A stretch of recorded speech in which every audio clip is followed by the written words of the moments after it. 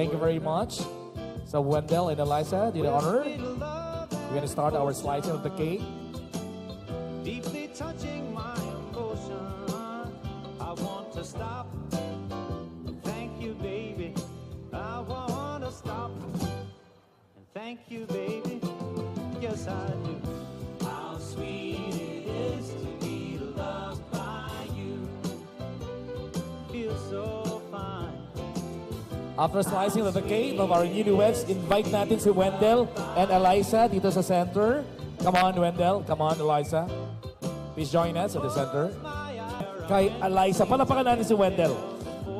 Ano daw kalaki yung cake na isi-share kay Eliza, doon malalaman natin kung gaano katamis at kalaki ang pagmamahal ni Wendell kay Eliza.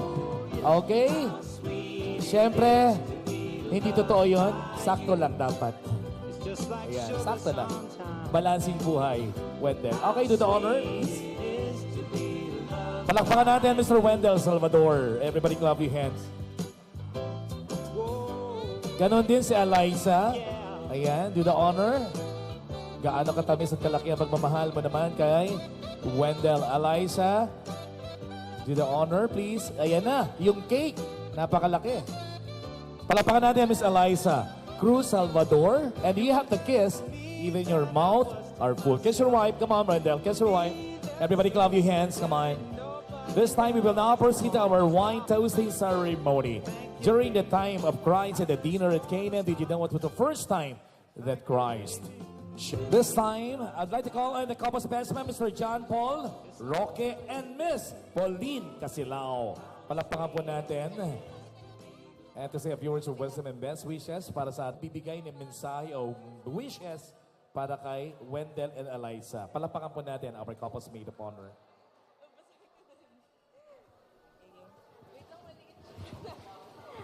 Hello po! Hi everyone! My name is Pau sa mga hindi po nakakakilala.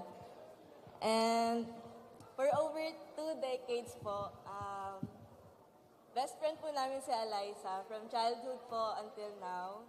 Sana Sorry! Ay, sorry! Sorry! Lasing.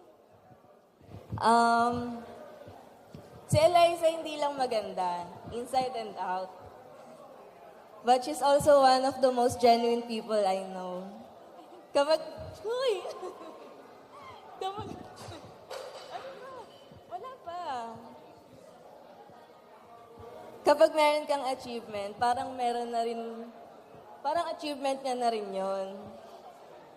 She's also one of those people who makes others feel truly seen. She's kind, thoughtful, and has a way of showing up for the people she loves. Whether that's through a listening ear, a laugh at the right moment, or a quiet strength when it matters most. She brings light into the lives around her, and I'm so grateful that she's my friend / sister. No, sorry. And then there's Wendell. Sir Wendell. From the moment he came into Eliza's life, it was clear that something special happening. The way he looks at her, the way she smiles around him, it's the kind of love that feels effortless, honest, and steady. Nakita namin yung ibang version ni Eliza. The super clingy and the pabebe girl. Dati kasi, nung may partner kami dati, nababash siya. Binabash niya kami. Sabi niya, ang clingy-clingy niyo naman. Arte-arte niyo. Pero ganun din pala siya.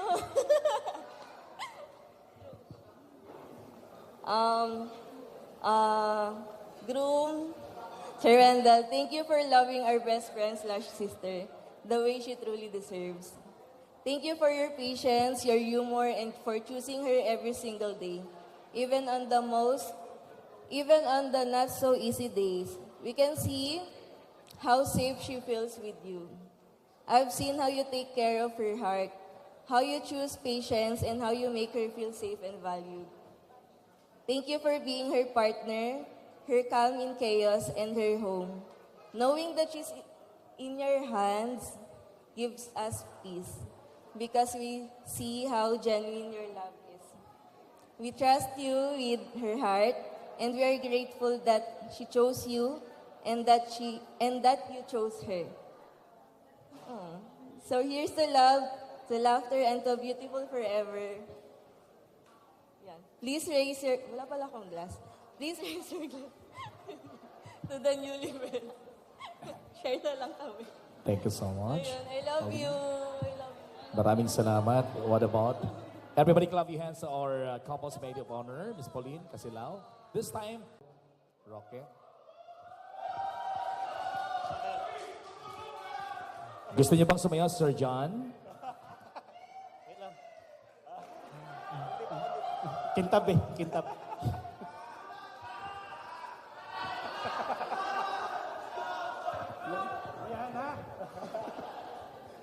So, ayun, sige. Kung sa iba na hindi nakakaalam, nanginginig. So, si Wendell, nakilala ko siya way back grade 1, mga ganun. Hanggang naging mag-classmate kami nung high school.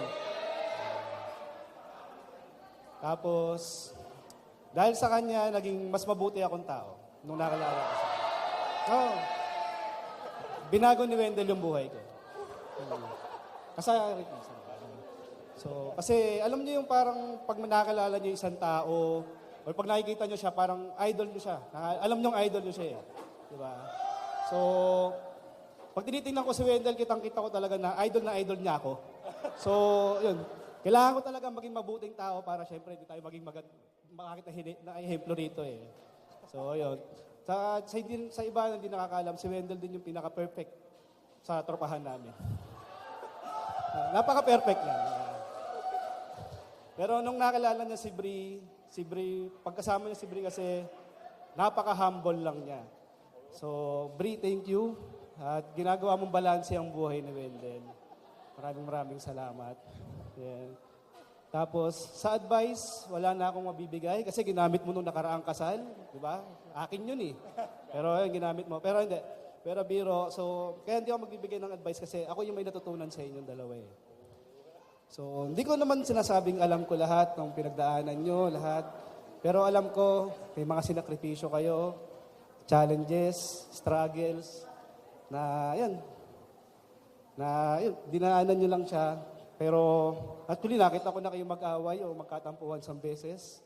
Ang alam ko, si Bri pa kinampihan ko nun eh. I got you, girl. Pero ayun, natutunan ko lang na hindi porke may mga challenges, struggle, tapos minsan kailangan nyo mag-sacrifice, is kailangan nyo isuko yung relasyon. So minsan, yun pa yung nagpapatibay sa relasyon. So thank you.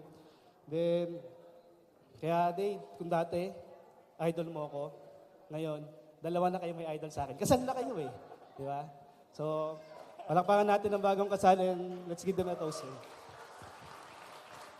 Sir John, kindly you propose a toast for everyone. I would like to request everyone to please grab your glasses with wine, juice, or water. Ayan, pakihawakan yung mga glasses natin. Sir John, do the honor, please. Kindly propose a toast to everyone. Okay. Everyone, please raise your glass. For the happiness For the happiness and good health. and good health for our newlywed couple. Everybody say, Isang toast. cheers! Everybody clap your hands to Pauline and join. Maraming salamat po. Good news, we will now proceed to one of the most important part of the celebration, the dinner time! Kakain na. Pwede. Sige, kindly tap your glasses for Wendell and Eliza. Kindly tap your glasses. Louder. Much louder.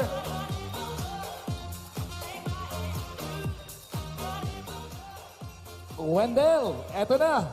Panoorin natin sila. Paul and Pauline. Grabe naman, nakakainggit. Ninong kasi. Maraming salamat po, John. Maraming salamat, Pauline. Thank you, Pauline. Sa pa daw. Yun na.